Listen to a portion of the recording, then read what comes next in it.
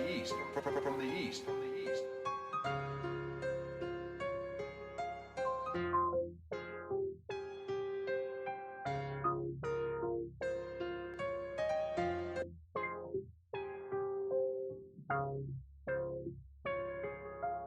From the east, from the east, from the east.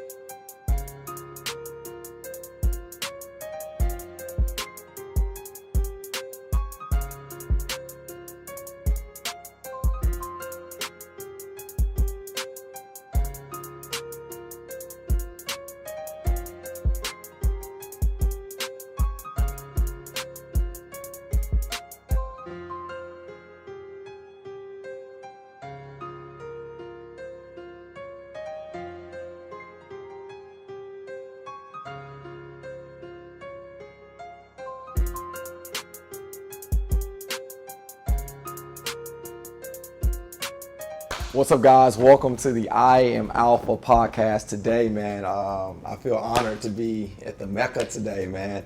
Look, my friend, my homie, Reggie C. What's up, baby? Hey, Chris. It's an honor to be here with you, man. It's second time around. Yeah. First time, nervous. Yeah. This time, we kind of just start getting to know each other when we did our first interview years back. Now it's what? Now It's 4 or 5 years it's later, 4 or 5 right? years. Relationship's totally different. Yeah. And, I definitely feel like I'm. You know what's going to be cool, bro? I think our southwest location and this south location is maybe 10 miles apart from each other. I wonder if people even know we know each other on a personal level. Yeah, I'm pretty sure they don't. That's going to be cool for them to see. We got current clients, cross-cultivated clients, previous clients, Yeah. who probably wouldn't know like we had this relationship, bro. Probably have no idea. So Yeah. it's, first and foremost, Reggie's not just a trainer, right? He's a man. He's limitless to what you've done and where you're going. So I definitely want to highlight what you're doing. But we've spoke so much in the last 2 to 3 years, not just on fitness, but how to be a better man. Yeah. Right. So it's so cool to have you on this show because that's what it's about. We want to be able to have men be able to communicate better with men, have men be able to communicate with women, and also society. So the subject title we've been talking about on this series is called The Voice of an Unspoken Man, which is basically us not speaking at times. Yeah. And this is our platform where we're going to be able to speak how we feel and what we've experienced. So this is a dialogue.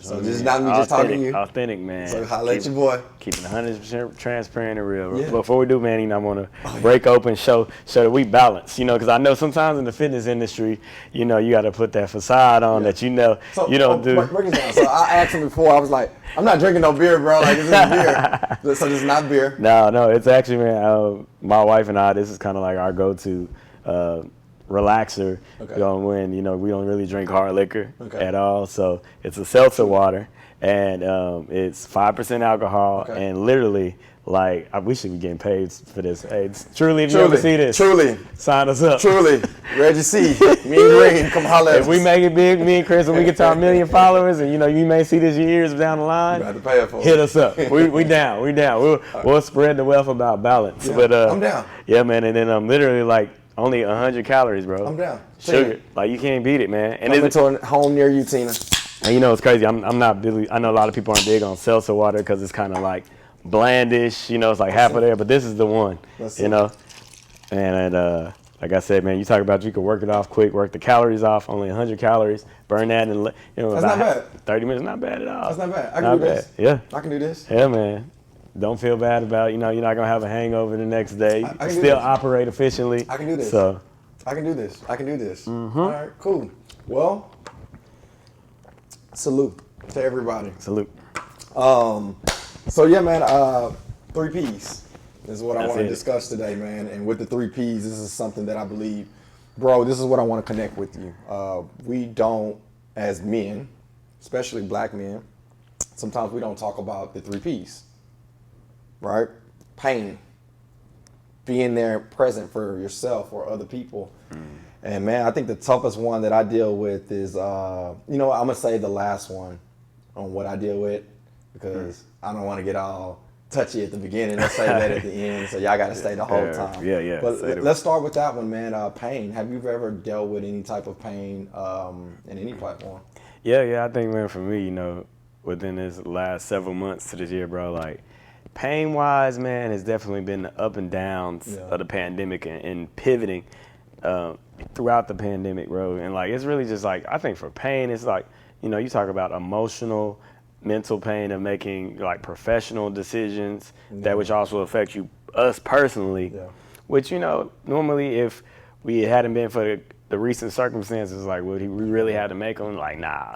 So, yeah, definitely the pandemic brought a lot of pain influence-based decisions that, you know, we either were gonna sink or swim. You know what I'm saying? So, bro, like, truthfully, like, you know, for us, you know, we're swimmers no matter what. Like, we gotta be basically off the face of this earth before we let ourselves sink in, you know, our purpose and our passion. So I think for me, like, pain-wise, it was just like, man, like, a lot of painful decisions professionally, like, man, for myself, what I wanted to do with my business from previous structures we may have had that I had to let go of, to, you know, moving forward to a vision or a purpose I may have not been so comfortable with, but it was like walking into that room of uncertainty, but, you know, leaving that room behind of certainty to make, you know, to trust, you know, in your purpose and keep pursuing, you know, your passion and see, like, you know, hey, like, what's it gonna be like? And that's why I see it like,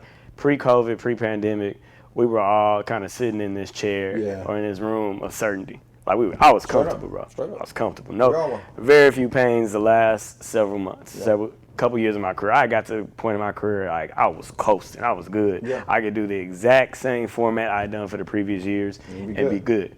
So then, boom, when the pandemic hit, totally different. It's like, okay, like, literally, I'm going to try and stay in this room of certainty, and I may get flooded out and have nothing, or I can move to this room of uncertainty. So what do you think helped you process that and deal with that? Like, I know the times we've talked. Like, I guess the question I'm asking, how do you deal with pain?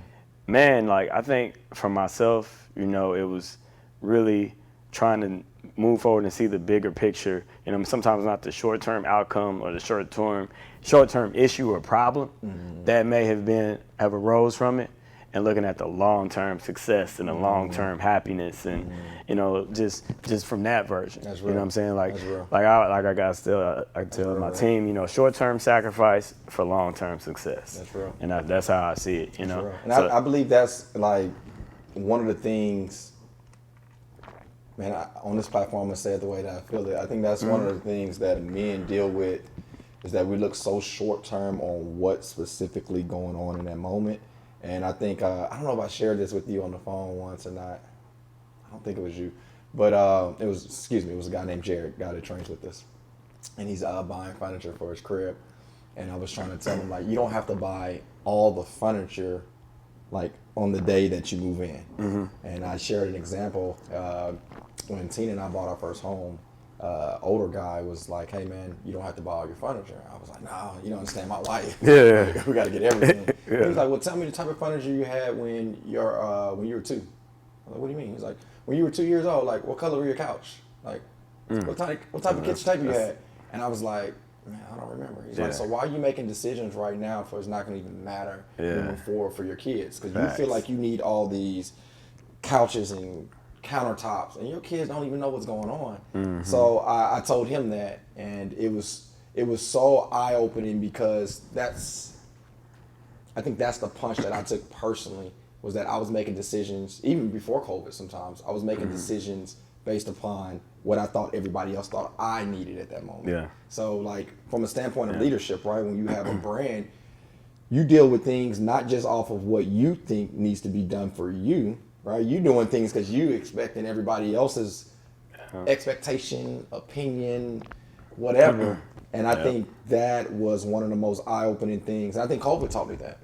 I think COVID taught me, screw everybody's opinion. True that. I mean, you know, I could totally relate, bro, because I think for myself, when the pandemic hit, and, you know, things are, you know, we call it in the prep life, like SHTF situation.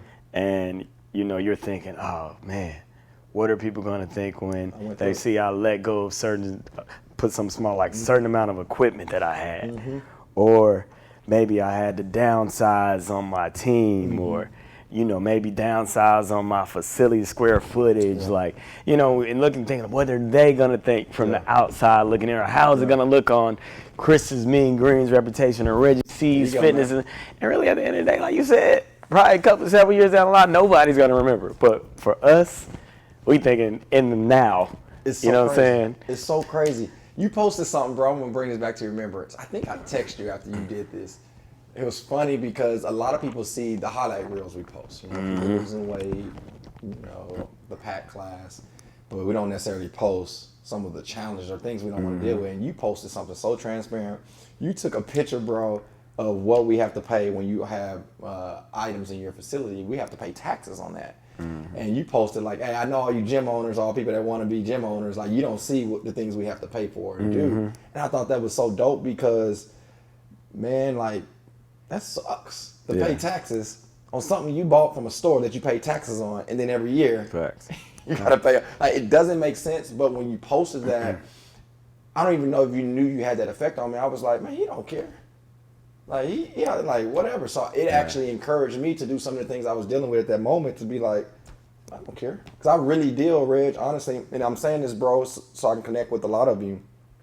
A lot of decisions that I make, sometimes I know it seems like Chris is not bothered with other people's opinions, but I'm the same dude that read Yelp reviews, go down to Google, I'm reading reviews, and don't let me get 1 out of 100. I'm trying to fix it. You know, so I do worry about what people think about me, but I had to let that go in COVID. Right. My dad taught me something. He said pride is very expensive. I like that. Very expensive. I like so that. like, we're actually downsizing our gym. Yeah. And Same it's one of those things that when things prior to COVID, it was just like, get bigger, more people, get bigger, more people. Big and big. But now I got older kids. I have a mortgage. I have all these things going on. So it was some things that had to be made based upon what's best for Chris too. Yeah. Not just everybody else. But again, if I would have lived based upon people's opinion, man, that'd have put me in a more painful situation. Bro. So. Bro, you think about, I totally understand, because like you said, just when that pandemic hit, we were trying to maintain that level of, I call it keeping up with the fitness Joneses. And then the fitness Joneses was ourselves. You know what I'm saying? Are we trying to keep up with the previous Joneses of the pre-pandemic Chris and the pre-pandemic Reggie, which, that life is not like that not more, professionally or personally. Yeah. And we shooting ourselves in the foot trying to do that. Yeah. You know what I'm saying? I just said, from business owner's perspective, from leadership perspectives, from husband, father perspectives, like, nah. Yeah. You know what I'm saying? You can't do it now. And I know me and you listen to a lot of podcasts, right?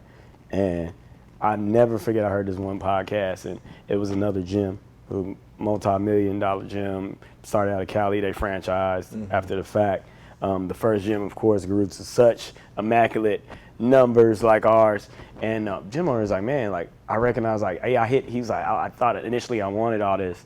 He attained it, he got there, and he was like, man, like, this is not the best thing for me. Biggest is not the best, always. Yeah. And that's sometimes what we think. We like, man, especially when you're a box gym owner, boutique gym owner, you start in a couple thousand square foot room, and then you escalate and elevate to several thousand square feet. You start from like 20 or 30 clients to going to a couple hundred, some people a couple thousand, and you think, yeah, man, I'm doing it. You see these numbers, but at the end of the day, from behind the scenes, from a numbers perspective in regards to, like, I talk about just wellness-based perspective. We always talk about wellness. Let's talk about, mental wellness, financial wellness, emotional wellness from the manager, the business owner standpoint. Like, that may not be the best state to be in for the wellness of us being business owners, and I remember him saying, he was like, man, yeah, they went from like 20,000, he got there, and he said, man, after that, he got it, he was there for a couple years, he was like, man, I went back down to 4,000 square feet from 20,000, and he was like, man, I was unhappy. Yeah, man. It was affecting my relationships with my team professionally, with my clientele. Probably at home. At home personally, I didn't want to show up. because I was stressed so much on so many other different factors because I'm trying to maintain this level of Joneses that I had achieved previously.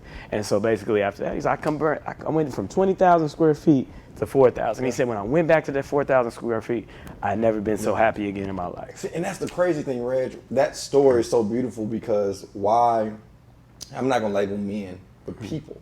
Why do we grow to a point that puts us at a place of pain instead of being at a place that gives you pleasure and joy and fulfillment? Dang, I mean, that touched my heart. Just hearing that, I didn't know that story, but just dealing with what I'm dealing with right now personally in our fitness space at Mean Green, it's eye-opening because you know how you can tell somebody how to lose weight, but when you have to lose weight yourself, it feels a little different. So like as a consultant with business owners, it makes sense. Why would you want 1,000 people to train and you're gonna make $1,000 versus make $1,000 off 5 people? Right? Like, so like when it comes to business space, I'm like, dude, we got X amount of square footage, this is huge.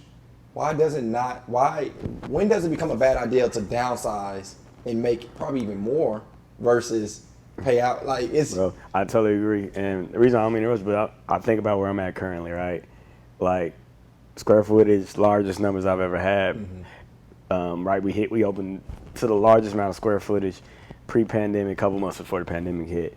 And currently now still in this situation, and the quality of what I exert to my community is not a fraction of what I used to exert on a level where I was in love with what I was doing because of what I have to do to so many people, what I have to manage so many team members, how I have to cater to so many personalities of clients, you know, and where I can't really just like, I said, well, you know, somebody spoke to me about it like this.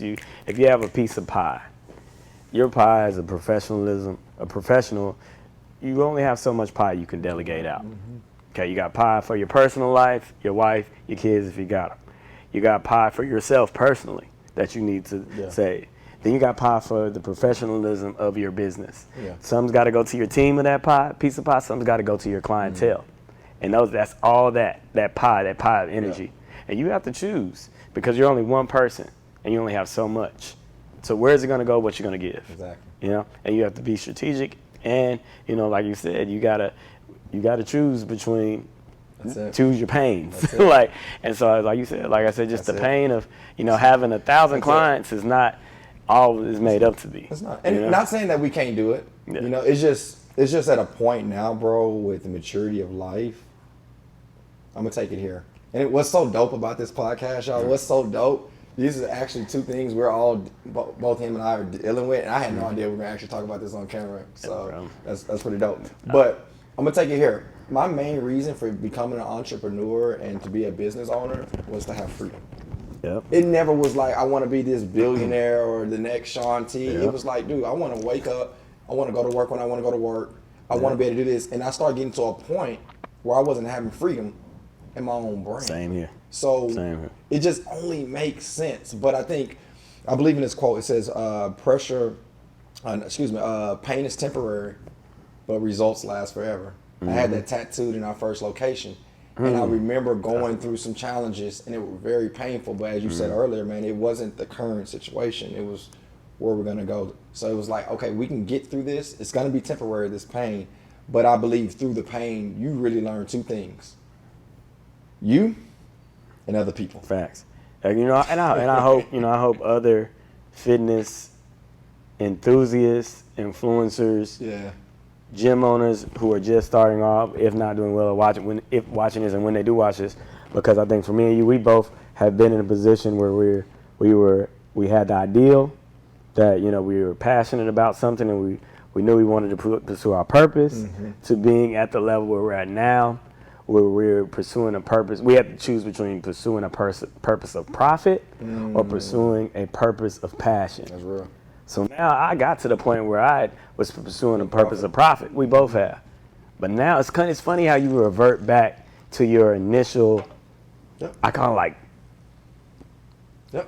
I call it basically your childhood, like kind of like your initial start. You know, you think back like, man, like you said, you think like, and I was the same person. I never cared about the money. Like I was more so like, am I happy due to the freedom I have of what I'm doing? Yeah. And you know, and like I said, it's like now it's like, yo, I'm actually moving back to pursuing my passion versus pursuing a profit. Because bro, you can honestly know we could be making millions, if not soon to be billions of dollars, if it was solely about the profit, because we have that persistence to get it, no matter what it takes. We're gonna lose sleep.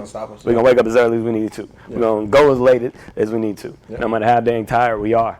You know what I'm saying? But it comes to a point, like people, and I hope, you know, I know people see the success of both of us over the last decade. You've been doing this longer than me, you know, but I hope when they see this, they understand two people are being very transparent and saying like, yeah, you could attain this. It looks nice from the outside looking in, but are you ready for the pain and the problems that come with it? I mean, if you are, great, because you can profit, but again, it's for people like me and you, it's bigger than the profit. You know what, too, Reg? We didn't have a 60-year-old Reggie or Chris teaching us the game. You know, like, I started obviously consulting, but I can only consult based upon what Chris has experienced. And I think now, man, if I was able to tell the 10-year younger Chris, I was so aggressive to create net that I believe I not only caused pain for me, but I could have potentially caused pain for people that love me more than anybody else. You feel me? So like, a lot of people don't. Some people may know my mother passed, and I remember I actually was on Stella Link, and I was doing a project right by the YMCA, and I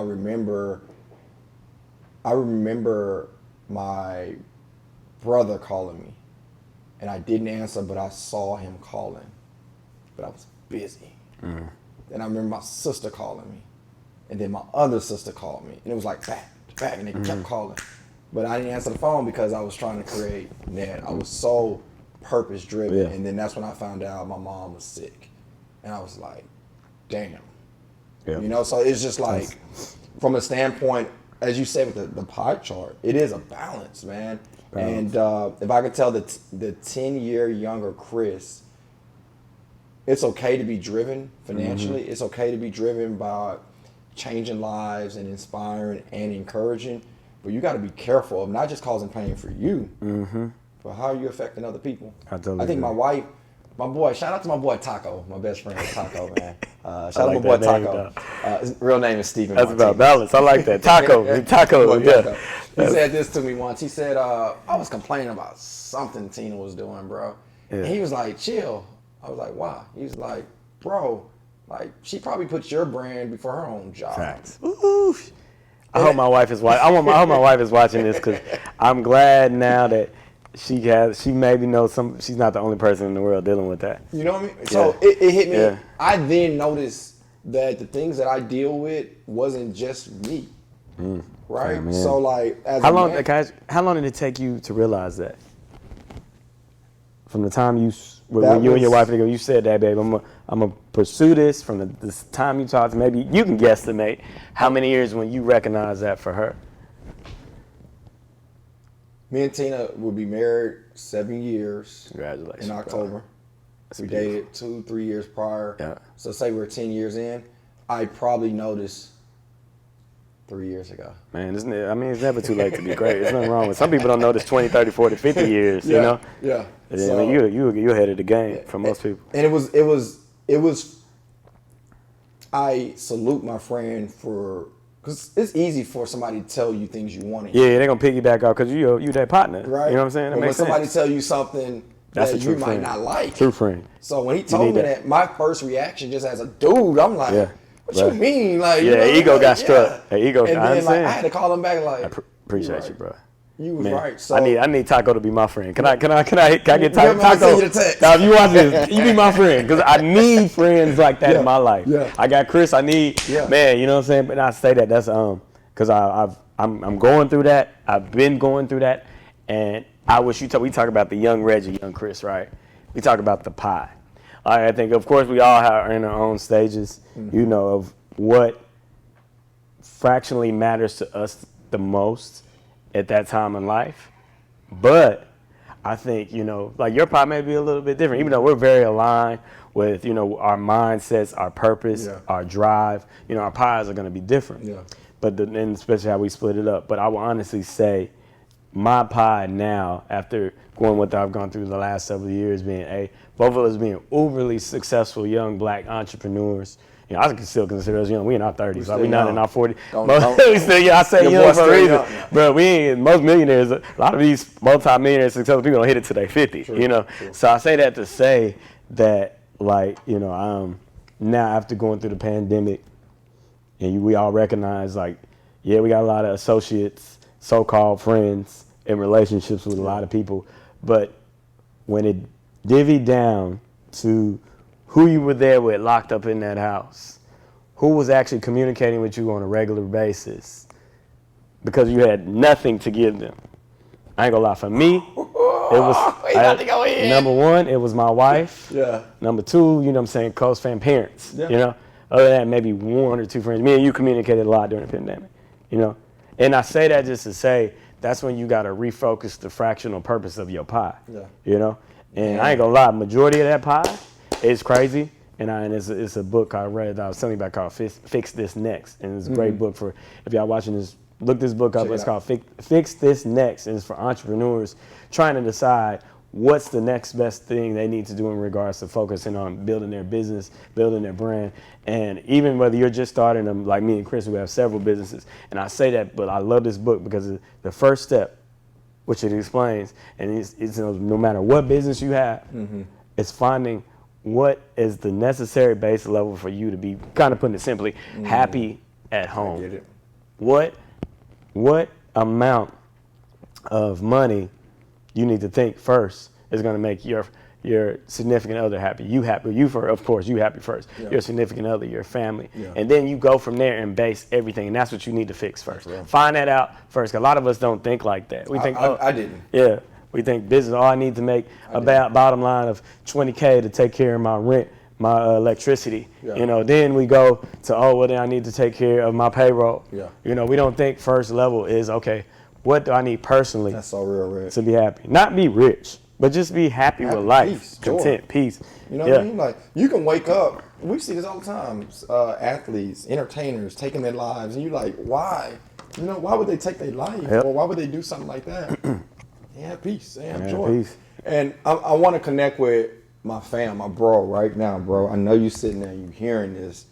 And the reason why I'm going to share what I'm about to say off of what you just said, Reg, is because when you said that your pie chart, there's an important factor of that pie chart you need to take care of versus everything else, the payroll and the other things we have stress on. And I've been a victim of not taking care of that portion of that pie chart. But this is the beauty of it. The people, as Reg just said, that did call you. See, I said that's so country. The people that did call you. Sure. Call you. My daughter country, I love it.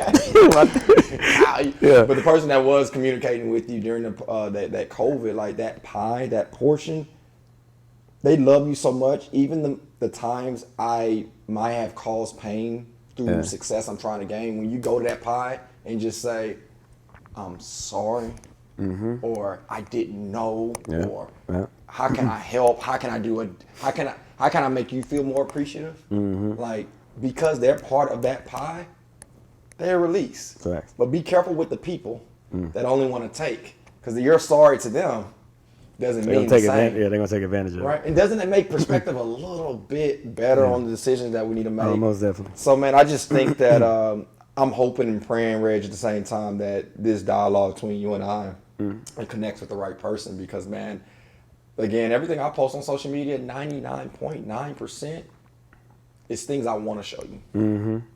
It's not necessarily what we go through as entrepreneurs or as men, as fathers, as husbands, but I'm hoping that you get insight now that we just normal people. Yeah, facts. I know a lot of people in Houston, fitness influencers, fitness gym owners, see, the success of certain things, especially when it comes to like numbers on my part,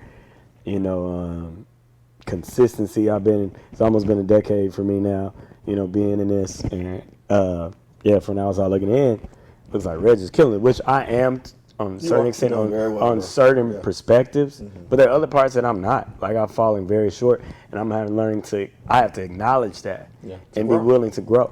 And if you're not, that's when if you try to putty that over like it's not there and cover it up, and like I said, put out this professional persona on social media, then you are actually lying to yourself. That's it. And then you talk about the pain. That's when you're causing more pain for yourself, personally and professionally, and you're ruining the purpose of what you're supposed to do and what somebody else may be able to do who's watching you. That's real. So you know what I'm saying? It's funny because I totally forgot about that day when I did that impulse move about putting that tax bill out there. And I ain't gonna lie, it was for me. It was like, man, nah, I shouldn't show this. Da da da da. That encouraged me, bro. I think for me, I see so many people who are just so successful. It just seems like the path is just perfect. It's just perfect. It's like they started from ground level 0. Now they at ground level million. like no problems in between, no errors. No trials. Like I hope you two gonna get it. That's like the cause for like suicide right there, professional suicide. Cause you like, man, if everybody saw Reggie C made it from a cell phone shop to being almost half a shopping center, and then now I'm pursuing what he's doing in the first several months, I can't even maintain 10 clients. Like I'm not helping that next person That's crazy. up to fulfill their purpose. It's real though. Like, you know what I'm saying? That's why y'all need to hear that. That's so Like, okay.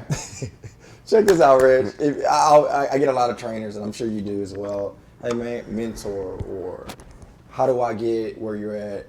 And they want to do it like within 3 months. First of all, it didn't take 3 months. But second of all, like you said earlier, man, are you willing to deal with the punches that come with this platform? Yeah. And as we tie this in, because we can stay on this subject title. pain is, we could have a whole episode. Right? Maybe we should. Man. But I do want to go to the second key. Yeah. But to wrap this up, guys, first of all, if you need any help, mentally, emotionally, or even spiritually, man, get guidance from a licensed professional. I'm not saying that I'm here or Reggie's here to be that person, but I wanted to open up our story to let you know that it's okay and it's normal for you to be dealing with some of the things that you're dealing with. You're not alone, bro, is what I'm saying.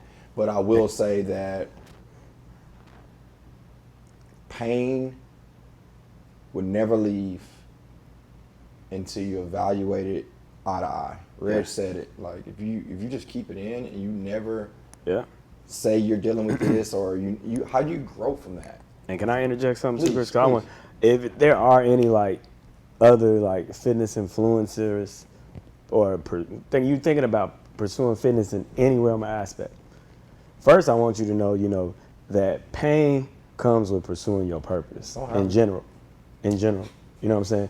Pain is going, and then especially if you're passionate about your purpose, like it's gonna be a lot of people who are not gonna align with it and not gonna know why you're doing the things you do, making the decisions you do, and that's painful. For it to be from the initial start where you tell your family members why you're doing something, to something that you may, an ideal you may tell your team members or your clients or even your significant other or your best friend. Pain is a part of that. You know what I'm saying? When it comes to pursuing, like I said, your purpose in delivering that through your passion. And I say that, and I'm saying that to say, if any of y'all are watching this video, you're gonna see me and Chris super successful. We've been doing this several years. I got over 100K followers. I don't care. Reach out to me. Send me a DM. Message You will me. respond. I will respond. You will know what I'm saying? If I don't, I'll give you, email me. One of my admins, my assistants will send it to me. But reach out to me because I want to help. That's passionate. Basically anybody else, if you feel like you're in a position of pain where you feel like you want to call it quits. Because that's my thing. Like I think Chris can acknowledge this too. Is indefinite. Like me and Chris have endured so much pain, whether it be on a daily, weekly, monthly basis, to where bro, it's just kind of like a normality. Yeah. You know what I'm saying? Like it's like okay, this, like you said, it's just learning how to take the punches. That's it. You know what I'm saying? And so this is the thing, Reg, too. It's to learn. Because my homegirl Alex, hopefully she watches this, she helped direct the Beast Mode games. And now she's been so involved as she's our head director at Mean Green. She's like, you've been dealing with this? And it's just like, I've learned, it's kind of like an exercise. Like, if you condition your bicep muscle to lift 10 pounds, eventually you can get to 15 and 20. So when 10 pounds come and hit you, it don't phase you as much because you've lifted that before. So it's the same thing, man. When you deal with pain, I honestly, and I know I'm throwing a lot of names out, I guess. That's good. Shout out to my guy Charlie, man. I know he's looking down. Like, embrace the pain, because the pain is gonna mold you. It's gonna teach you. It's gonna guide you. If it's one thing that's gonna teach you something in life, is pain. It's gonna teach you either to touch it again or don't touch it. Yep. I go with it. And so I don't frown down on pain, but I do deal with it. That's what I'm getting to. And I'm gonna say one last thing about the pain. I know we got to move on, but man, I think for if it wasn't for the pain, which equates to us being uncomfortable, then we would never get out of our comfort zone. And that's what these last several months, these last couple of years have taught us. Yeah. And me and you had many conversations, bro.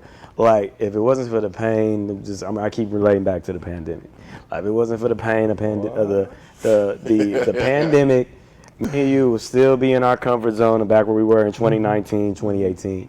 But honestly, I tell people all the time, the best thing for me that happened in these last couple of years, to me, was going through the pandemic. The pain in the pandemic. Because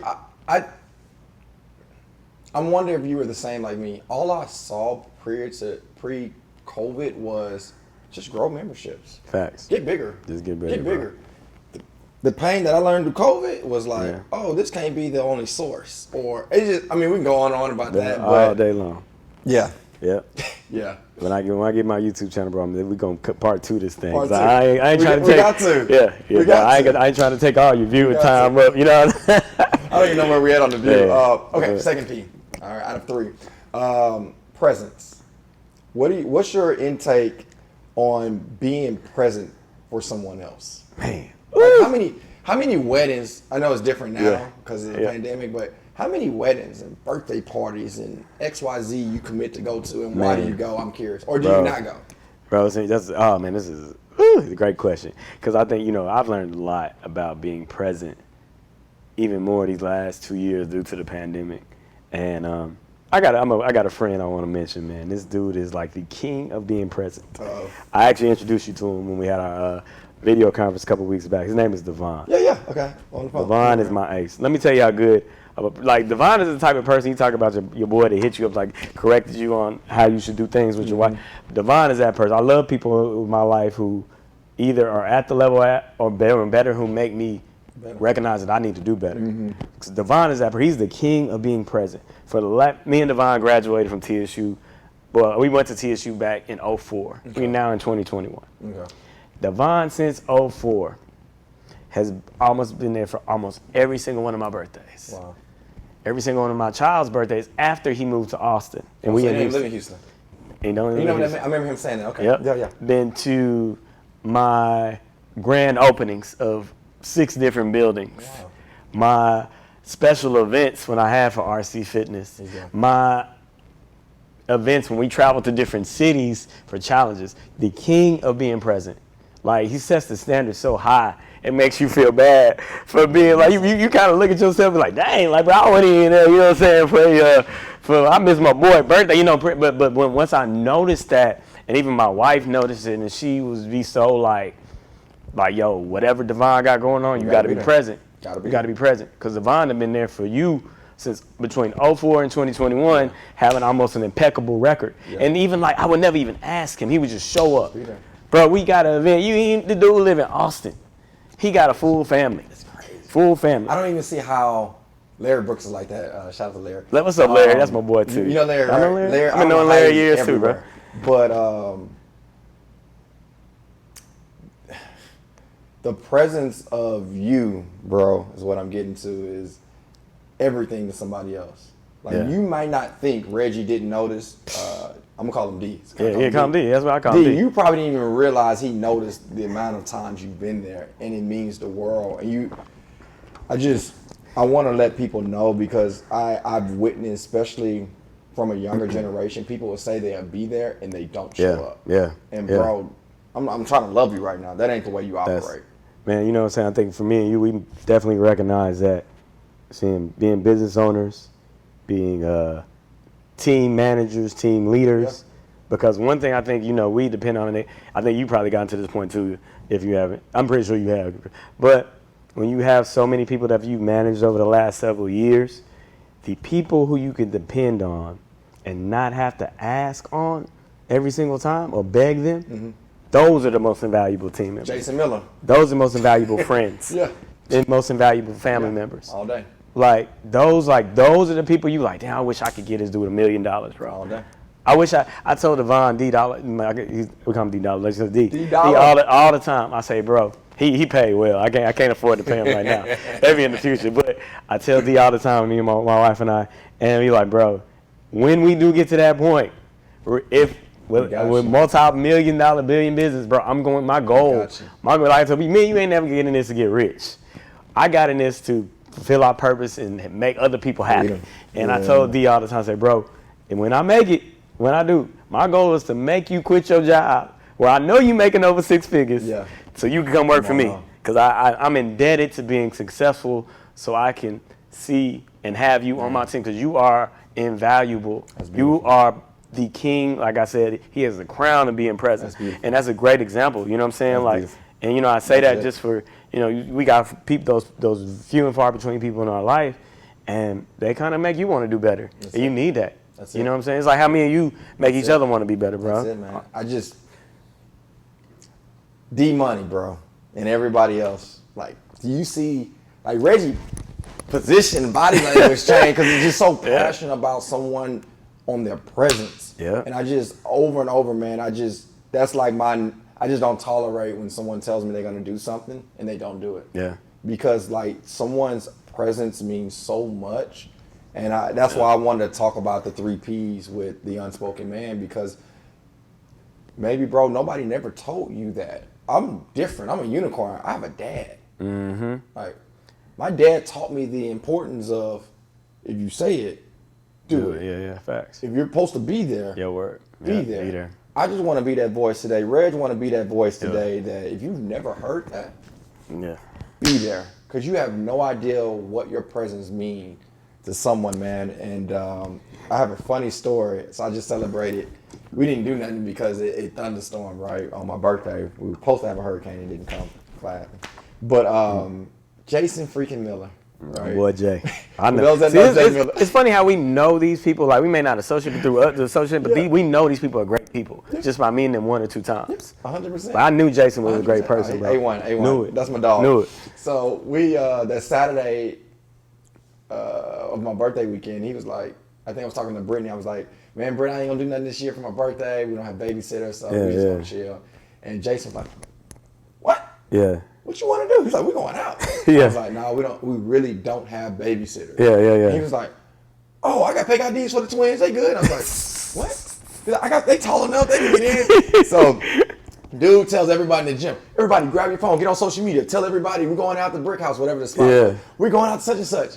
So I'm like, this dude crazy, right? Yeah. So I didn't think people were gonna really come. So we went out to eat off Kirby, a spot, Grace's, one of my favorite restaurants. Love Grace's. And I get there, and I just kept getting notifications. I'm like, I have this thing at home, right, where when I'm out eating, they like, Chris, get off your freaking phone. So I'm like, I'm right there with you. I see the phone like, like, So I finally pick it up. I'm like looking at it, kind of like, right? So Brittany, not Reg, Britt and Jason, they printed a picture of me. So everybody's taking a picture of me at a birthday party that I'm not at. So there's 40, 50 people out there. They all taking a picture tagging me. Chris, good to see you. Chris, I wish you was here. So I just kept getting it, found out to show my wife, and I was just like, look what they doing. And she was like, we gotta go. You got it. So I took my boys, I took the twins, we took them to the spot, and obviously we didn't take them in the club. The reason why I'm saying what I'm saying was because I value them so much and they value me. I think it was a mutual agreement where I think they wanted me just to have fun. I don't think it was about having a party. Yeah. I think they just like, Chris Lane, he don't never go out. Like, let's get him out. And that was their way of doing it. But at the same time, because there were the Sonny's, the Moolies, the Britneys, everybody that was there, I value them so much. I was like, man, that would be wrong for me not to have my presence there. Yeah. So I just think it means everything. It is, man. You know, I think I could talk about this to you, and I'm pretty sure yes, several other gym owners, boutique gym owners, fitness influencers, and just married men in general. You know, when it comes, you talk about presence, and I'm gonna lie, like I'm being super transparent on this interview. I think for like my wife and I have been together several years, and really up until like this last year, I have truthfully, I don't know, and this may just be just me, bro, but I have taken for granted her presence in my purpose over the last several years.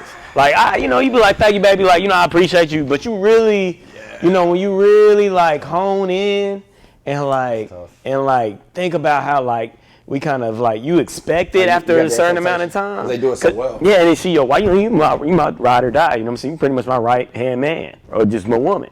You know, better than any best friend, better than any family member. You know, and I say that, you know what I'm saying? You talk about presence. So other than Devon, like I said, like over the last several years, I kind of like, it was like an expectation. It's kind of like you expect somebody you paying to show up to work to get there on time because you know you paying it. But with our significant others, our wife's kind of like, yeah, we not paying, but we like just because you got the title, we expect you to be present and everything. So you got to think like, bro, that's like real. Say you know your wife is a Beast Mode Games Day, right? Yeah. She didn't even get to watch. Exactly. But I'm saying like, I'm using examples like say Beast Mode Games when back in the day both of y'all free. It's a Saturday. She been working all, maybe she working all week, she been busy, tired, stressed. She could easily went and got her nails done. But no, you would expect her to be there. Yep. But she really don't have to be. Not at all. Same way in my instance. Like, I got a photo shoot, challenge photo shoot, in a challenge photo shoot. Started at 4 a.m. in the morning. I kind of expect her to be there with me, setting up. By 4 a.m. You know, or, you know what I'm saying? But do she really got to be? No. And I say that just to say, and I hope my wife is watching this, man. It took me several years, it really just these last several months to really, really, truly appreciate, you know, the presence of the strongest and most supportive person next to us, other than, you know what I'm saying, our Jasons, our D Dollars, you know? And, you know, for us, our boys, you know what I'm saying? I go, like, sometimes I feel like we put our boys on a pedestal sometimes. When it comes to like, bro, I appreciate you so much versus, you know what I'm saying? We show that authenticity, enthusiasm towards our wives. That's real. You know? Just keep it real, bro. We love you. Dude, we love you. Yeah. Reg. Yeah. I shouldn't say this. I didn't do it, but you told me to. I didn't do it.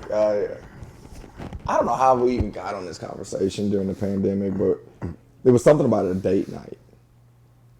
I'm trying to think how we got on the combo, but you did something for the wifey that was dope. I forgot what it was. It was like I don't know if y'all went to like an in-house or you hosted something at the home or you did something that wasn't like a trip or out to eat dinner, but it was something that was a date for you guys. And you was like, Chris, I don't know why you told me this, bro. You just kind of out the blue. You're like, you need to do this for your wife or whatever. Mm-hmm. And like, as you said that, man, I was just imagining the Beast Mode Games. For those that don't know, the Beast Mode Games is this event where we get a lot of people come out and participate. And Tina, she don't have to be there, right? Yeah. She wants to be there. Facts. And her job is so demanding, she can't even come out and watch the athletes. She's in a back room. She don't even get to enjoy the comp. Mm-hmm. And I'm thinking like, perspective, damn, I could have did a date night. Yeah. And I didn't. Yeah. Weeks, I haven't done it. And she's still there. Yeah. And as I reflect that on camera, presence. You know what I mean? Bro. I don't know. I can't speak about you, right? But I can speak about Mean Green. Mean Green is nothing without so many different people's presence. Mm-hmm. And I guess it's another subject. We should have just did one P. Just so I know we can finish the last P. But there is no way I would be who I am right now without so many different presence. Bro, let me ask you this, and I think we both go through this. I know our heart, and I know, we're very genuine and empathetic. Mm-hmm. Man, do you ever feel the need to just like, almost like every day, like wake up, if not telling them like to their face, like on social media and be like, thank you for this person because this person, you have these, these people whose presence, they've done so much. Yeah. It's just, I ain't gonna lie, my posts versus on social media showing the services, if I probably could swap those for how many people I could just thank. I have now what I call Thankful Thursdays, and I feel like that's not enough because I got so many people that, and I'm not even talking about just team members. I'm talking about certain clients you recognize who've been down for you in the mud. You know what I'm saying? Like, you know, people who are not even in the service industry of what we do, but come from the outside just to contribute. And I just been like, man, like their presence is like so appreciated, and you just want to make sure they know. You know what I'm saying? You just want to make sure they know. It's hard. And you want to make sure they know they're not being taken for granted. Because you know how stuff like us, bro, we get so busy. We may not communicate with somebody for several weeks or several months who may be in our lives on a daily basis or a weekly basis. But their presence and what they do on a reoccurring basis is so appreciated. It's like I think to myself, I'll be in my bed just in the middle of the night, like, bro, I wish I could tell such and such every single day. Like, thank you. And at the same time, Reg, hold on, you got to get flowers where you at too, bro. You do an incredible job of outside looking in. You do an incredible job of appreciating people.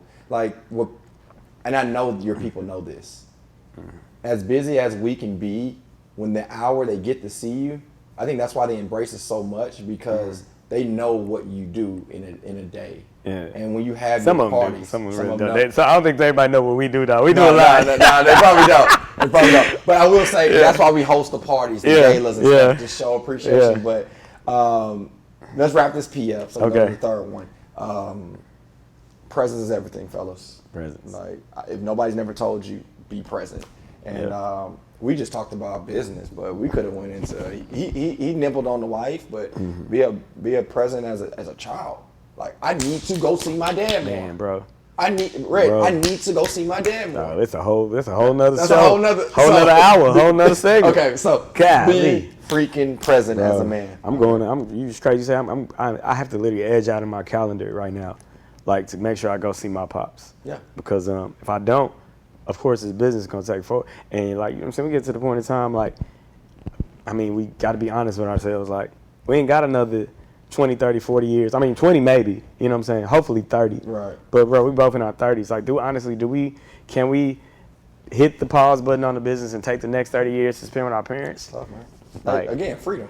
That's why I got in. Freedom. Like, if I can't go see my dad for lunch, why am I doing this? Like, you might as well go back to 9 to 5. You feel me? So it's presence, man. I mean, okay, next time we talk, we're gonna make the series about one. When we come on my YouTube channel when I start this, because Chris and Ari inspired me, y'all. Y'all may look out for it soon. But yeah, we're gonna do part 2. Yeah, so, I'm with it. I'm with it.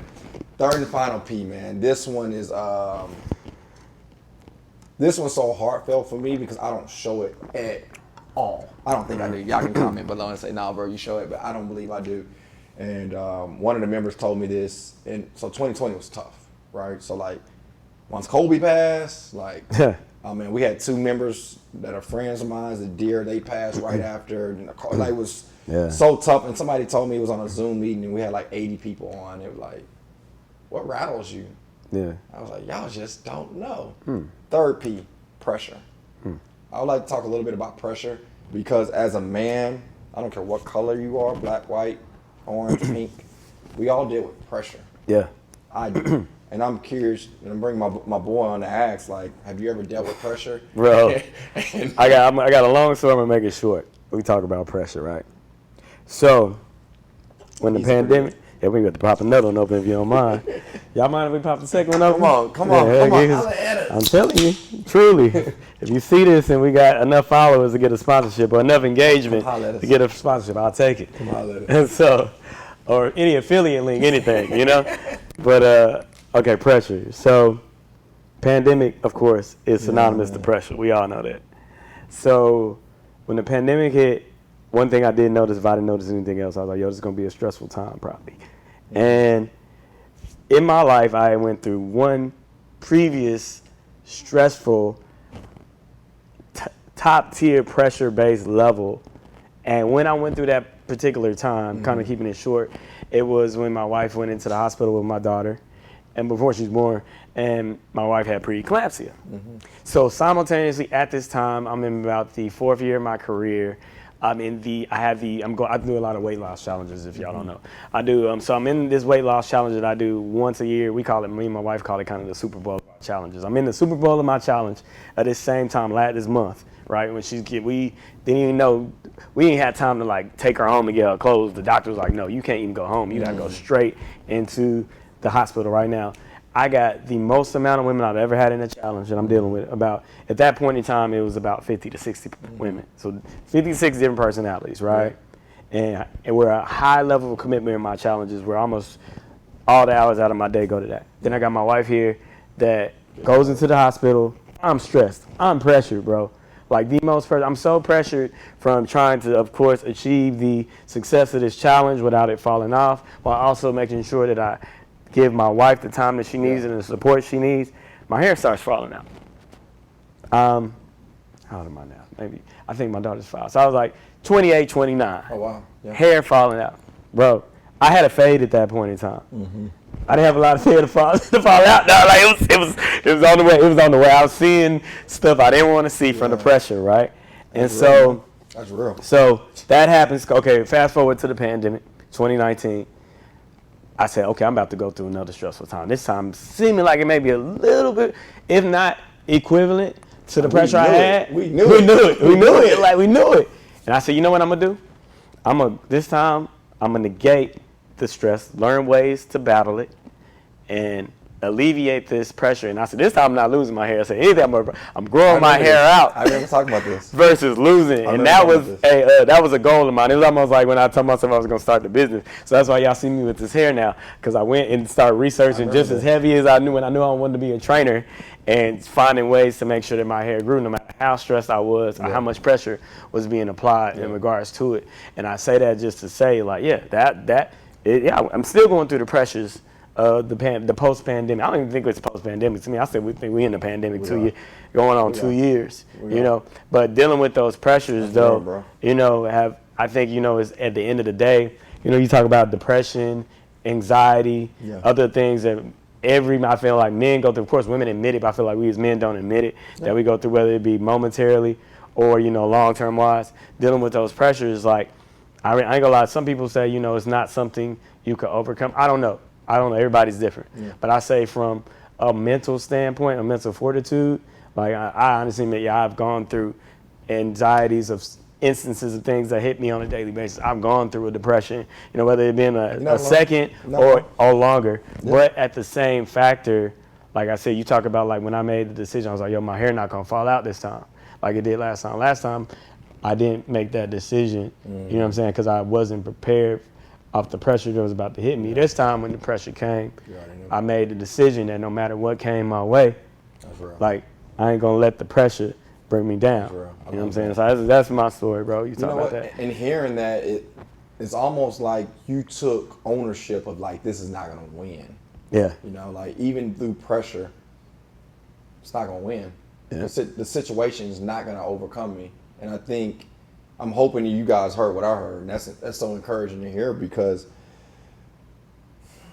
I don't even want to use my platform from fitness or anything I'm a part of when it comes to pressure, because it's just, as a business owner, as a leader, pressure takes place. But I remember, golly, we have some things in common. When the twins were born, let's back up. I am so service driven that it's probably sickening to most people. Like, I want to make sure when Sonny comes, he has a great time. And I'd show up an hour early to talk to people. I would do my workout with them. I would stay an hour after just to make sure. And when I say make sure they know that I value them. So when I met Tina, she knew, like, this is what he does. So it was easy to kind of, I don't want to say this term, but I am. It was easy to convert her into my belief. So she would come to boot camp early. She'd do boot camp with me. She'd do boot camp after and chill and talk. But once the boys were born, it was different. And this is where I believe pressure won. The first time, because I didn't know better, as you said. After gym or the boot camp was finished, I would stay an hour. And Sonny, I'm bad at it. I would stay an hour or two and just talk. It has nothing to do with business or being productive. It's just talking shop, making sure we're having a good time, having a relationship. But when my boys are born, like, I had twins. Like, that's hard in itself. Why am I at a boot camp or a gym an hour and a half after talking shop when I'm missing priceless moment, number one, with my boys that I would never get again, and number two, like, my wife need me. Yeah, totally So like understand, bro. that part of pressure won, bro, because if I can go back in time, if I left 5, 10 minutes or 15 minutes after my group training finished, if somebody didn't want to train with me because of that, then I don't want to train them. Mm-hmm. But because of pressure of the expectation, that's why I go back to expectation. Yeah. The pressure of expectation that I thought people needed me to talk things through, I lost those valuable months. Yeah. That I wish I can go back and serve my wife and help her. Wish I can go and hold my boys on their chest. I can't do that no more because they almost taller than me. But I will say that the part of your story where you said the first time where you start losing hair, the second time when COVID hit, and some things prior to COVID that took place, pressure didn't win.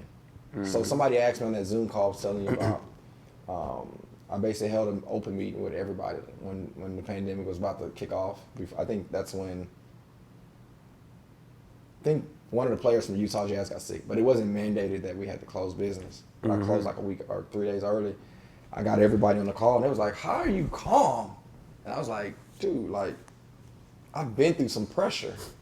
So now I knew that this time it wasn't gonna win. So even in the midst of the storm, bro, I remember talking to you. I remember talking to my guy Fabian. I remember talking to my guy Kevin. I remember talking to so many different people, and everybody was just like, "Bro, why you calm? This is weird." Yeah. And I was like, I just spent some time with my kids.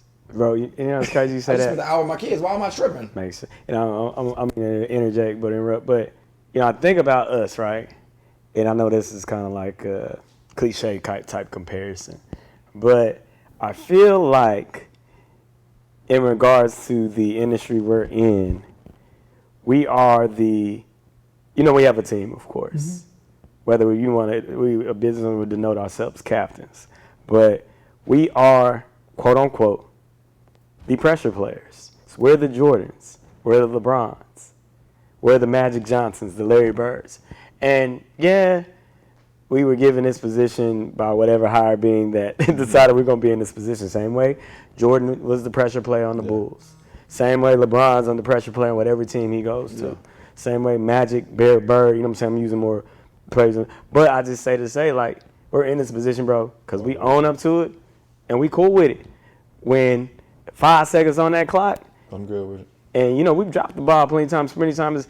How many shots Jordan missed to win a game, but it wasn't the end. Yeah. And that's what made the greats greats. And we're not even talking about just from the industry there. It's just from an example of life, like being, so people like look at these people like and idolize their grind, you know, idolize their discipline, their determination. Yeah. The only thing difference between me and you is they were on LeBron, Jordan on the forefront when people got to see this, but we're the pressure players that, if they don't see this video, they not going to know we pressure players, bro.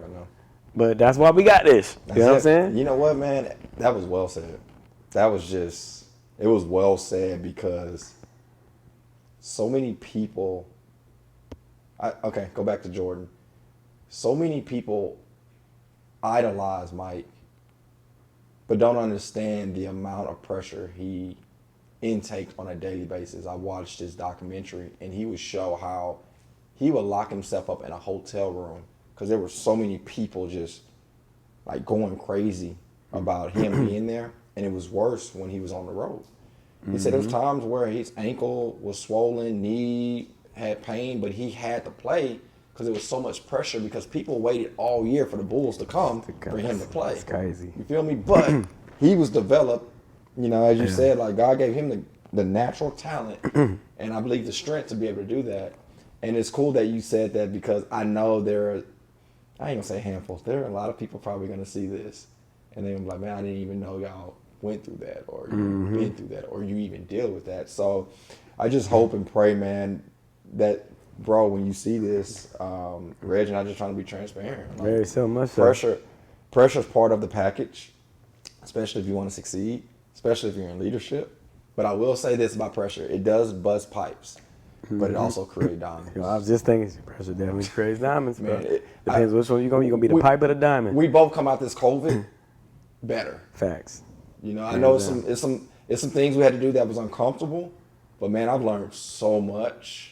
I've learned so much, and I'm excited because, as I said earlier, all I thought previous to COVID or the pandemic was just more people in the class, more people. But now I see life in a different perspective, not just from a business. Like now I have more strategy within the business, but just as a better dad, as a better husband, I'm part of my ministry. Just so many things that I've came out better, and I know without a shadow of doubt, without pressure, without presence, and what was the other pain? P? And without pain, I wouldn't be where I'm at right now. Facts. 100%. Them 3 P's, boy. You got. 100%. You need to coin that. Put it on a shirt. Put it on the shirt. Put it on Put it on the shirt. yeah. Put it on the shirt. Put it on a shirt. But no, man. So I hope you guys enjoy what we brought to the table. Yeah. We talk like when we get on the phone, we can't talk for 5 minutes. I don't know if you can tell. This is a normal conversation with us. But anytime somebody does come on the show, man, I love to always give them the floor. I know I typically, because I'm the host, I'm leading questions, but I always love to give you guys the floor and see if I can answer or connect or be whatever. And I think for me, I was thinking about one question. I think for me, I want who's ever watching this, we got people who work on our team, may, view this, other fitness enthusiasts, influencers who may find or search us and find this. And I think for me, I'm really trying to be super transparent with the road to our success because I am now at the point I don't want you to come with any misinterpretations or misunderstandings of what it takes to get to the point we're at. Yeah, I can't tell you every single thing. Chris can't tell you every single thing. But my thing, I want to create the new leaders of tomorrow based off the current leaders of today so they have a firm understanding and not a facade of what you see a lot on social media. I know on social media I follow this one guy, I forgot his name, but he basically says, 95% of people on social media only show you the good. 100%. And when I saw that, I was like, dang. I know it sounds crazy, but I was like, I want to be a part of that 5%. Show the other side. Because I feel like that legacy, my legacy of showing that is going to go a whole lot further where, like you talk about word and, presence and all, it's going to be respected even further after when we're not here. You know what I'm saying? When we live. So somebody may see this video 50, 60, 100 years down the line if YouTube's still up, you know what I'm saying? This could help them. Yep.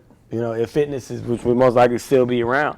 Our children may watch this way after whenever, when they finally ready to listen. Right. And you know what I'm saying? This is gonna help them, and that's what I want, bro. That's what I want. I love that. That brought so many thoughts, Reg, because I'm related to fitness to keep it simple. My reaction to what you just said is when a trainer comes through the doors and they say, hey, how much will I make if I do this? I kind of I don't want to. Hey, how you did this? And I want to make what you're doing right now. I want to do this tomorrow. And I'm like, but the person that come in the door, they're just like, I'm here to learn. Yeah. That's true development, right? So. Can you shout out 3 people right now that you know? What you got? Whether they be on your team or that person. Hopefully I don't make nobody feel. I have a lot. No disrespect to nobody's name and then call out. We talking top 3, but if you hear about these top 3 names that Chris and I point out, that hopefully gives you motivation to watch what these 3 people are doing. That's tough. So, let me do it this way. Let's go 3 within Mean Green and 3 outside of Mean Green. Okay, let's do it. Do it. I respect that. That's tough. All right, you want me to go Mean Green first or non-Mean Green first? Either way. Non-Mean Green. Okay. I want to shout out a guy. I'm curious if you ever watched this. His name is Malik. He's I think a grad student at TSU. He worships in our church. I go to a small church, my father's church, and the dude is so coachable, Reg. He does keyboard, he does the board, he does drum, and whatever you tell him, he's so coachable. And I would love for him to know that he's so valuable, and the thing that he he can conquer, and he's just so gifted. Yeah, he's number 1, Malik. I like that. Number What's up, 2,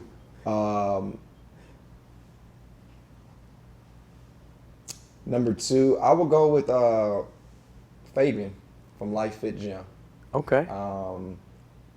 He's such a good friend. Man, I got that. Okay, I've been telling you we got to do lunch with Fabian. I got you. This is like the umpteenth time you told me about Fabian, and I feel like if Fabian is this person, I know we align like a triangle, bro. It'd be the perfect triangle offense or defense or whatever. You know what I'm saying? Phil Jackson. Yeah. The thing I love about Reg, excuse me, I love Reg, but the thing I love about Fabian is just like you and I, we'll start talking about fitness and then life happens. We just talk life. And I love how that transcends, culture and our ethnicity too. Yeah. I know Fabian not black. Right. You know what I'm saying? So he don't have like the same back, but I love that because that shows a lot about his character. That's it. So it's not like we from the same neighborhood. It's not like it's just the beauty of his insight. And dog, the way he loved people is unreal. And it's inspiring. So that's why I would say Fabian number 2. I hope you see this. Number 3. We're going to chop like certain parts up and tell them, hey, go look at this minute part. And then if you feel like watching the rest, cool. But make sure you know I mentioned you at this minute part. Now you're going to get more views too. So number 3, you know what? This one's easy. Shanna, my sister. You met her. The very first podcast, she walked in with me. Yeah. Shanna, man, she's so dope. I mean, she grows business. That's what she does. That's your younger or your older sister? That's my older sister. Okay. Every now and then, when some type of success takes place, she'll be like, you know who taught you that? You know? And it's like, I want her to know that I value her so much, and she's done so much for me, not just Mean Green, but for me as a person, unreal. And I know she knows that, but I just want her to hear that on this platform. Inside of Mean Green, Asani. He's behind the camera right now. Oh, okay. Oh, what's up? Yeah, Asani, my dog. I think I just met Asani today. I think for the first time. Guys, like, for him to be here at this time, he didn't know this 48 hours prior or 2 weeks prior. Yeah, I know how that go. I hit him up. I think late last night, he hit me this morning. Appreciate and you. And I was like, man, instead of running much 3 cameras love. in my head, I'm like, I don't want to run 3-4 cameras. I just want to make it simpler. So he hit me up. I was like, I can be there. And you know, it's crazy. I'm gonna pause you right there because I even know from being in the position that I have been in the last several years, and Asani, you make like people like Chris and I's life easier 100% to know that sometimes you can call on somebody with no strings attached. Yeah. Bro, like you are worth $1 million and just like alleviating stress. Yeah. You know what I'm saying? Because to have somebody truly as genuine as you and as dependable as you to, like me and Chris have dealt with hundreds of people, thousands of personalities. You know what I'm saying? I know Chris. You the type of person, bro. If you can do it on your own, I'll do it on my own before I call somebody who I really feel like it's gonna be something attached to when I ask them, can I get your help? I work 10 times harder than versus 100%. than working 2 times less or 10 times less. As you said and earlier, that's why I say I work. If you had the money, you want to give it. Facts. But dude has never asked me for anything. Never has been like, hey, I need to make $50,000. Just, I'm there. Man. And, he reminds me, that's Jason. So I give Jason so much credit, so I want to use it. But Asani number 1, number 2, Juice. Juice has been my ace since day one. Started as a member, but we played ball together in high school.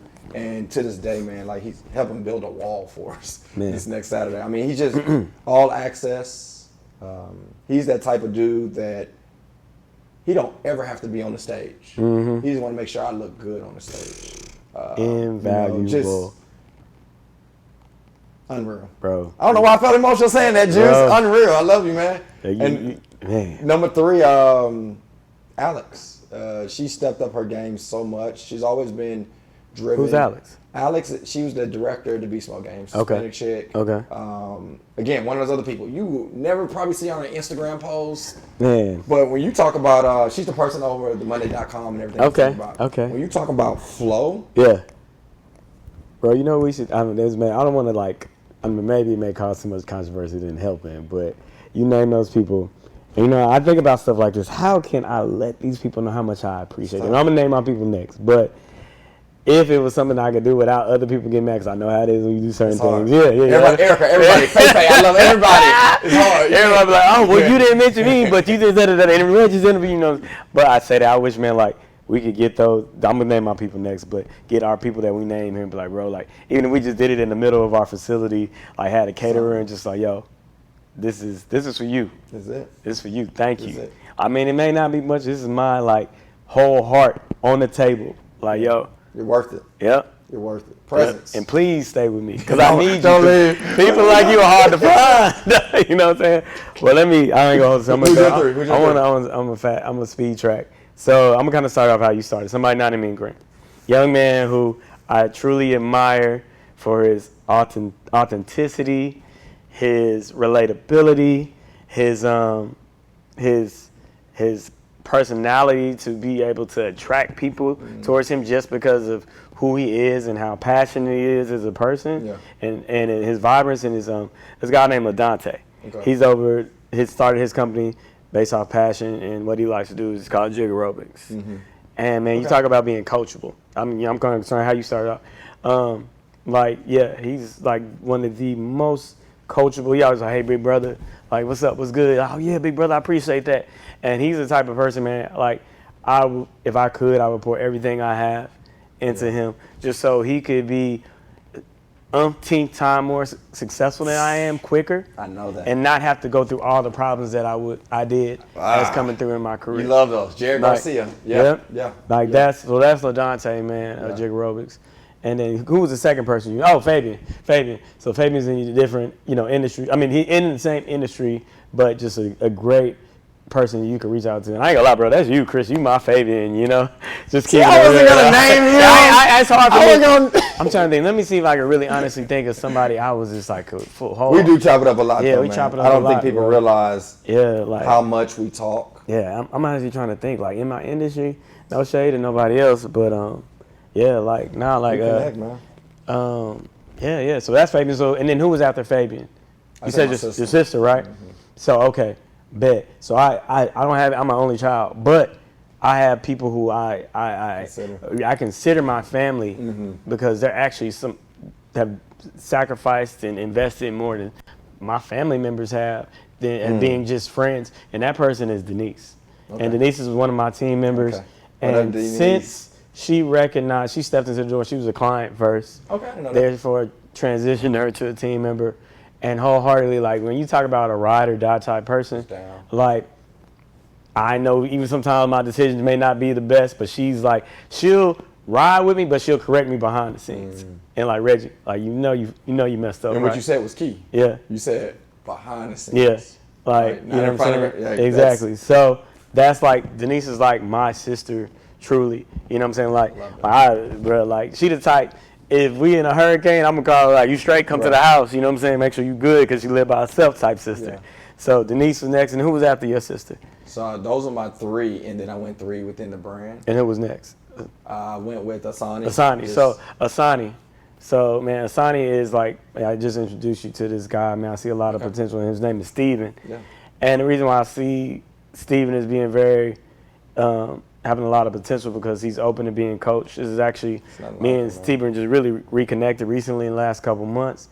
I actually see him kind of being the next me, if he really hones in on, his purpose. And I've been trying to help him like find out like how we have like what we're passionate about, converting into a purpose and converting into a profit lasts. So that's shout out to Steven. That's big. And then I see you trying, and I think that's the main thing. Like for me, I always tell people, I am the least talented person, but I'm probably one of the most hardworking, consistent, and that's what makes a difference. That's it. And that's what I have to tell Steven, like, yo, bro, it don't matter how talented, how good you are initially at this. Like I use my step class, for example. Never went to a step class. Probably one of the most uncoordinated people you'll meet. Which is surprising. Which is very surprising. You would never know. But that shows you how hard I work. I was like Jordan getting cut from his freshman squad. You know what I'm saying? Whenever he got cut, that kind of motivated me. Like me being the most uncoordinated. My wife is like super coordinated, great dancer. Like I'm the most uncoordinated person. I never went to a step class, self-taught. And from where and not boasting and bragging and being cocky, like my step class went from just me being passionate, like having a good time, to having 5 people to where like now like several hundred people subscribing all around the world. You know what I'm saying? Mm-hmm. And I say that just to say like that's why I said I tell people who like Asani Steven like yo, it don't matter where you start, like just don't give a keep pushing. This is my quote. tenacity trumps talent any day. You know? I like that. And so that's what I believe in. And then who's next? Juice, my guy, my Juice. age. Oh, and I knew exactly what you said, Juice. My Juice, to me, bro, I'm going to chop this video, or not chop it, I'm going to send them the moment in time when I talk to them so they can see this. It's Kern. I have literally, like, he probably know I like admire him so much like this. Me and Kern started off when he moved from Cali in 04. Okay. I moved from Oklahoma. We both ended up going to TSU the same year. Okay. We hearing by where we stay, but I always recognize this dude was so genuine. Yeah. You know what I'm saying? We would keep in contact here and there after we graduated, and then I eventually ended up inviting him out to an event I did here at the gym. Kern ended up becoming a team member, had no fitness backing in regards to like working out, lifting. Kern is that type of person, bro. Like, he doesn't need to be in a limelight, and he's the type of dude, being a male, he is willing to support me in everything I do. Which is rare. In everything I do. Rare. Being a man, I say being a male, quote unquote. Because, you know, we got women, they going to ride with us in the trenches. But you got to be different, yeah. But he is a guy. Cool cat, though. Yeah, who doesn't let his ego get into play. Care less. Like, he's like, Rich, what you need? I got you. Man, always there for me, and I appreciate Kern. Like, bro, he just, like, invaluable, man. Yeah. Like, supporting me through every vision, mission when he can, you know. Okay. And then who was your last person? Alex, man. Coach Alex. She just... Coach. So she's involved in the business right now. You never know all the work she's done. Even the amount of members we gained in the last, I would say 2021. Yeah. That wasn't Chris, bro. Yeah. That wasn't Jared. That wasn't Desi. That wasn't Shanice. That was Alex. You know, it's crazy. So I ain't gonna lie. Alex is my wife, Brittany, because Brittany is still more involved in the business than she was when she first quit her job to help me pursue this mission. And so behind the scenes, and it's crazy, my birthday happened a couple months ago, and we were on, rented a party bus with all the close people to me who've been, there for me throughout the last several years. And I had to make sure, because a lot of people don't know, because she's so behind, not on social media, never see nothing from her. And she's like, my Alex, like, she does so much. She's the reason why we could even be in this building right now talking, shooting this video. And a lot of people will never know that. And I can't give her enough credit, and I know I don't, truthfully, but I say, Brittany, my wife, she's my Alex, because she does she's done everything and switched so many roles over the years. I know she'll say, oh, you fired me more than anybody. It's like, nah, like, you know, we just maneuvered and pivoted when you fit into the position I needed you to, when I needed you, when nobody else, you know, I may not have the money to pay somebody else to do it, or you were the only person willing to do it.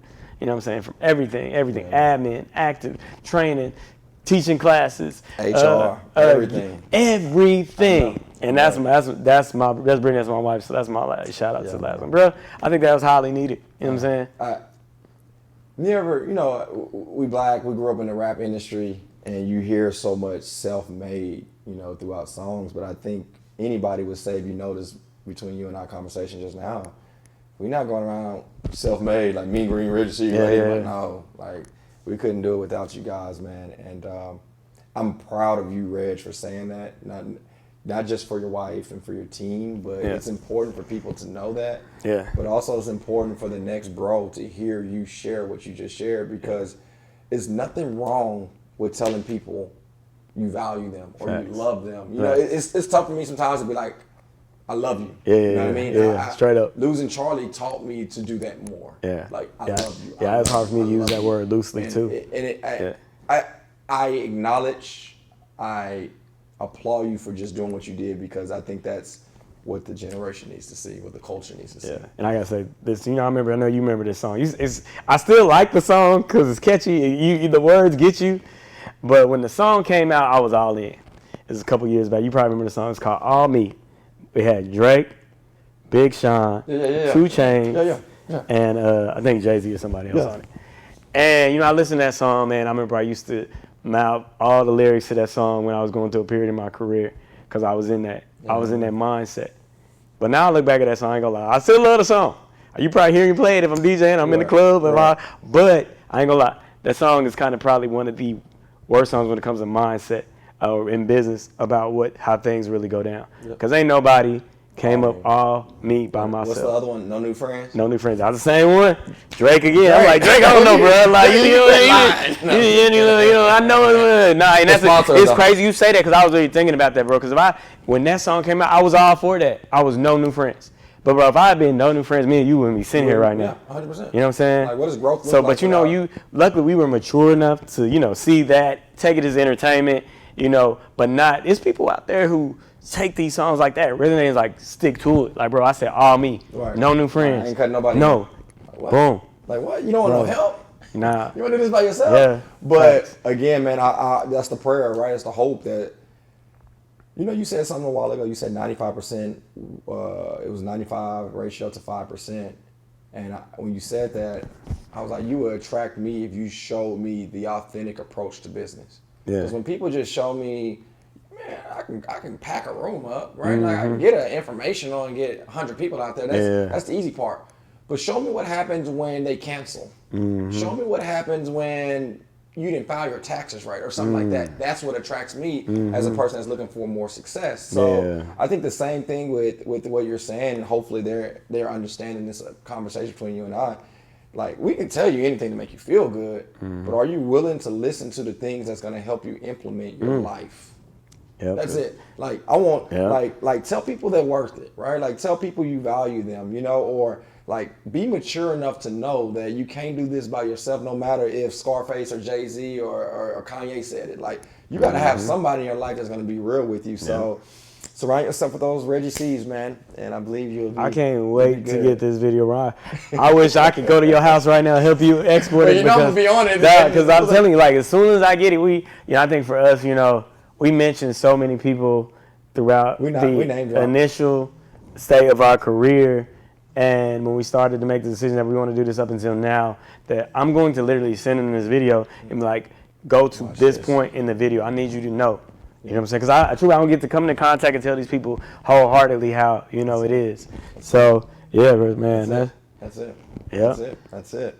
Feel like I talked to you, bro. Nah, bro, you know how we do. This is how we do. This is a normal day in the life of Chris and Reggie Connect. When we got some time, we ain't teaching classes, managing teams. We talk like this. I'm curious to see. Y'all comment below. Let us know. Or DM Reg or myself. I'm curious to see people's reaction. Bro, it's crazy. We don't get to show this, you know? It's interesting you say that, man. I know you have relationships with other people in the industry, who know me, who know you, of course, have relationships with you. And I hope they see this, certain people that I know in my mind, because like when, I know you're on a certain level, people make assumptions or they prejudge you, and they probably have never met you. Yeah. They just see what you do from the outside looking in based off social media. And I know who I'm thinking about, but, and this is directed to those people. I hope you see this, if you don't, hopefully somebody else send it to you. But I want you to know, like, and I heard, I think Big Sean said it in Deep Reverence, the one when he's featuring Nipsey, like, how people gonna judge me who never even met me. I hope they know that I meditate daily, which I do meditate daily. It's just crazy. When I heard that lyric, that line, though, I say that just to say that's why I wanted to sit down here with you, because I know it's people like who do know you in the industry. It's people who know me, but they don't know either one of us. They may have prejudged Chris, they may have prejudged Reggie based off what they see or heard from somebody else. Yep. But this right here, this is authenticity. This is transparency. This was not a program. This is not. Yeah. Straight up. Like, and I say that just to say, like, we are here to help everybody. Yeah, so if you're that person who's like, man, I can't mess with Chris or mess with Reggie. I don't do that dude because of this or that, or her and this and that. It's cool. If you feel that way, I'm all for it. Let's sit down, let's talk. Yeah. You know what I'm saying? I can detach myself from the situation of what may have been said or done previously or even conjured up, but I want to unite. You know what I'm saying? Like, I went to Atlanta and I united with several trainers. Yeah. And people asked me, like, bro, like, you know what I'm saying? You cool with, you know what I'm saying, several people. And he was like, I thought about it. I was like, and then somebody was like, why not? And I was like, man, truthfully, I want to say, because of this and that. But then I was like, nah, like, I'm making assumptions. Half these people, and I say that just to say, like, I want us to, if it's feasible, which it is, to unite how we have our relationship, off nothing against any other ethnicity or minority, but especially our African-American, Black business, boutique, box, gym owners, you know what I'm saying? Because it's several of us. And I honestly feel like we could do better. Yeah, We could be the Atlanta hub of fitness if we got together and learned from each Why other. not? Like Atlanta, That's too killing it. easy. In Atlanta, shout Killing out to the ATL, man. Killing it. I had someone reach out to me. I think I told you pre-video where they were just amazed, like, hey, how can we get the Beast Mode games to Houston? Do you know? Excuse me, to Atlanta. Yeah. And I'm, so many people hit you on Instagram. Yeah, I'm like, yeah, it's yeah. just somebody just. So I looked at their stuff. I was like, oh, they look pretty legit. Yeah. So I was like, what do you mean? So we got on the call and we were just like, why you like? Don't limit yourself to Houston. I was like, well, I'm there. We just gotta iron it out. And he was just like, man, I think you would grow so much more in Atlanta because of what you're doing. And she was like, I got off the phone thinking like, there are so many people that probably never even been to the Beast Mode games that are in Houston. Yeah. And it blew me away to a standpoint, how you said sometimes support means everything. I'm bringing back something you said earlier. I can't even number the amount of competitions you've been to for the Beast Mode games, but I know you're busy. And you somehow make a way to be there. And like presence, going back to that again, like just having your presence there, dog, or your brand there, it gives me a sense of confidence. We talked a little bit after, and you was just like, man, this is like seamless. Like you did this, and I'm just like hearing that from you. It made me want to go harder in the lab because I respect you so much. What happened if I had 50 other Reggie C's that live in Houston, girl, guy, and they made me feel that way? What happened if I went to somebody else's event and I said that to them? And I mean, that's how the culture should be in Houston or overall. So I challenge whoever comes across this. And some people like me, some people don't, and I'm okay with it. It's a part of the game. But that's why I connect with like-minded people. Yeah. But from day one, man, you've been super dope. I remember doing our first podcast with you from a mastermind series. You were killing the game. I never met you personally. I've seen you from afar, and I think I DM'd you or something. I was like, I want to meet you, bro. Out, man. Bro, so that was one of the best moves I've made. Yeah. And I've done it to numerous amount of other people. Man, I thank you, man. I really appreciate, bro. Love you, man. You know you a family. Yeah, man. Yeah. Man. Thank y'all to everybody who watched this. If you watch it all the way through, much love. Thank you, man. I think they will. The average review, in length of Valiant Alpha does very well. So thank you guys for supporting. Share. I'm gonna put all Reggie's stuff down below, man. One of the best transformational centers if you live in Houston and you're a lady. It's a no-brainer. Online, amazing. The products that he served, like just check everything out I post. But other than that, Reg, love you, man. Keep up the great work. And I'm sure this won't be our last podcast. Oh, most definitely not. All right, y'all. Y'all take care. Take care, y'all.